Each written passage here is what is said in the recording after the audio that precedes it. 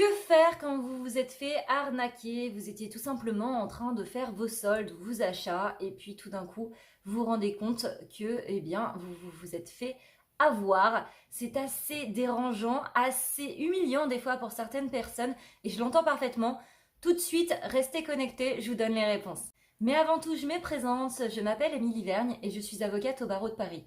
Je suis compétente en droit des affaires, en droit civil et en droit pénal. Et aujourd'hui, nous allons parler du droit civil. Pourquoi? Parce que c'est du droit de la consommation de manière beaucoup plus spécifique qui fait partie du droit civil. Cette vidéo est un peu spéciale. Pourquoi? Parce que en fait, elle succède tout juste mon passage à Touche pas à mon poste. Donc voilà, elle a été enregistrée hier, elle va passer aujourd'hui. Et le sujet était 10 conseils anti-arnaque.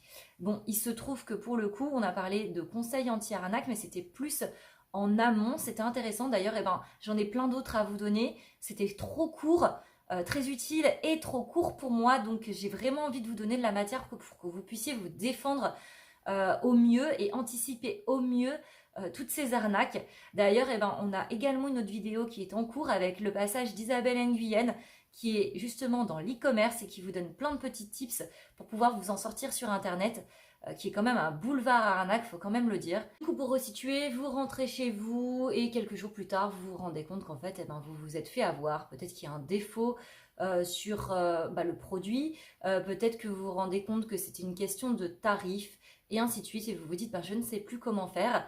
Voilà, je me sens un peu démunie. Et je l'entends parfaitement. Pourquoi? Parce que quand vous avez des gros produits, pour le coup, vous faites de gros achats, eh bien, derrière, vous pouvez avoir recours à un avocat et ça peut être rentable pour vous. Mais quand il s'agit d'un achat qui est inférieur à 200 €, ce qui est à peu près le tarif d'un avocat, ça peut dépendre de celui que vous consultez et de ses honoraires, puisque les honoraires sont libres, eh bien, ça risque de piquer un petit peu quand même d'avoir affaire à lui, surtout que l'avocat, ça fait partie de ses offices, on peut dire, de ses diligences de conseiller, donc il va sûrement vouloir vous le facturer, et alors que vous demandez juste un petit conseil, oui. Et c'est là que tout se complique. La première idée, c'est de contacter tranquillement votre vendeur. Vous pouvez le faire par téléphone, de prime abord, ça peut aider. Moi, j'invite toujours à faire suivre d'un courrier ou d'un mail qu'on appelle un mail de mise en cause pour pouvoir lui rappeler l'intégralité des faits. Je vous invite à mettre les justificatifs qui vont avec pour éviter qu'ils vous prennent pour un imbécile. Ça resitue tout de suite le contexte. Il a tout à l'appui, il n'a pas besoin d'aller chercher où que ce soit. Et vous avez fait preuve de clarté, vous lui avez facilité le travail. Ça évitera des échanges intempestifs, inutiles, on peut dire ça comme ça. Il se trouve que cette personne est libre, elle est libre de vous répondre, comme de vous dire oui, comme non, ou comme de vous prendre pour un imbécile. Et c'est là que ça peut être délicat. Dans ce cas-là, il va falloir passer à la vitesse numéro 2, donc la deuxième vitesse. Et là, il va falloir faire un courrier de mise en demeure. Pour le coup, je vais vous inviter à suivre la petite vidéo que j'ai fait sur ma chaîne YouTube. Vous pouvez regarder, comme ça, ça vous permettra de le faire tout seul. N'oubliez pas les mentions pour être bien sûr que la qualification de courrier de mise en demeure soit retenue en cas de litige par la suite. On est toujours dans la partie amiable. Là, pour le coup, vous pouvez saisir les services de médiation. Vous tapez le nom de la boutique ou à peu près le domaine dans lequel elle est et vous tapez médiation. Souvent, vous pouvez trouver toute la liste des médiateurs. Voilà, ça vous donne une petite idée. Ou même contacter des services de consommation, que ce soit des associations à la consommation comme UFC Que Choisir ou des organismes indépendants. Des fois, c'est gratuit, des fois, il y a une petite facturation, c'est à vous de voir pour le coup, mais ils sont très compétents et sauront vous répondre et ce sera bien plus rentable pour vous. Et puis, bien entendu, vous pouvez toujours avoir recours à un avocat. La question, c'est est-ce que c'est intéressant pour vous? C'est à vous de le voir. Il y en a qui ont même envie d'y aller, des fois qui sont prêts à dépenser plus juste pour une question de principe, et puis d'autres qui voient plutôt la rentabilité.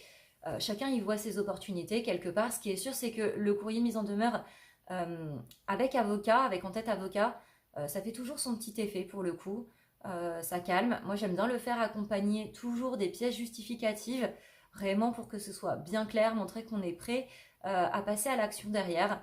Voilà, je trouve toujours que ça fait son petit effet. Maintenant c'est à vous de mesurer. Et puis là ça ne bouge pas, vous voyez qu'il rien ne se passe, alors vous avez deux possibilités, on va distinguer le domaine pénal du domaine civil.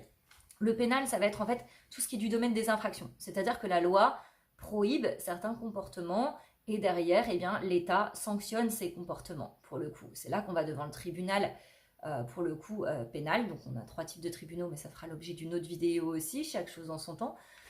Et là, pour le coup, vous pouvez donc porter plainte. Alors, porter plainte, normalement, c'est de droit. On n'est pas censé vous dire, non, vous n'avez pas le droit de porter plainte ou c'est pas intéressant. La seule chose, c'est qu'il faut quand même le dire, c'est que les commissariats comme les gendarmeries sont complètement encombrés. Et comme je vous l'ai dit, vous avez tout à fait la possibilité d'aller au pénal, comme au civil qu'on va voir juste après. Et du coup, souvent, quand bien même vous allez porter plainte, il est tout à fait possible que le procureur classe sans suite. Pourquoi? Parce que c'est une question d'opportunité des poursuites. C'est aussi une question de politique pénale. C'est aussi une question de moyens, tout simplement, parce qu'il y a des budgets qui sont alloués par l'État à un moment donné, qui sont complètement explosés à peu près dès le mois de juin.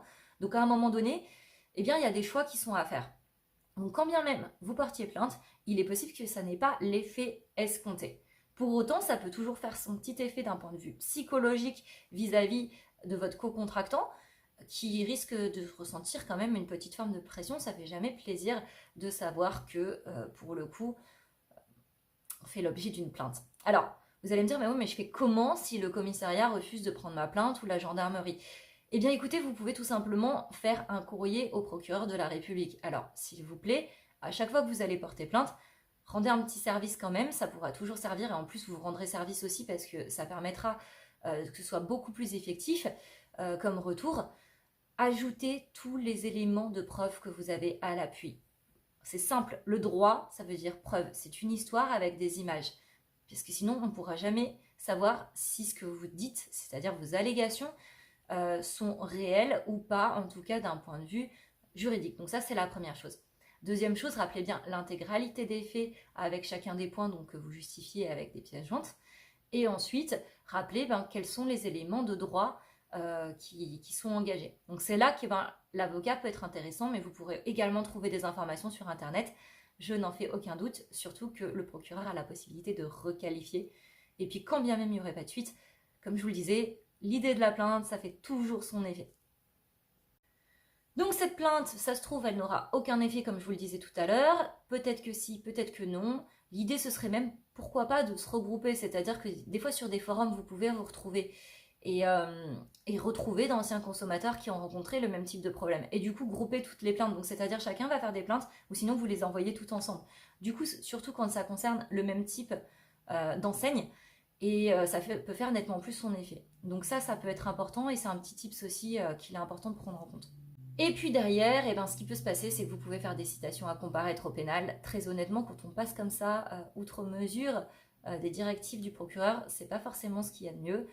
Autant aller dans ce cas-là au civil, donc saisir le tribunal au civil. Sachez que jusqu'à 10 000 €, vous n'avez pas besoin d'avocat, ça peut vous servir très clairement, surtout pour des besoins de clarté, comme je vous ai dit.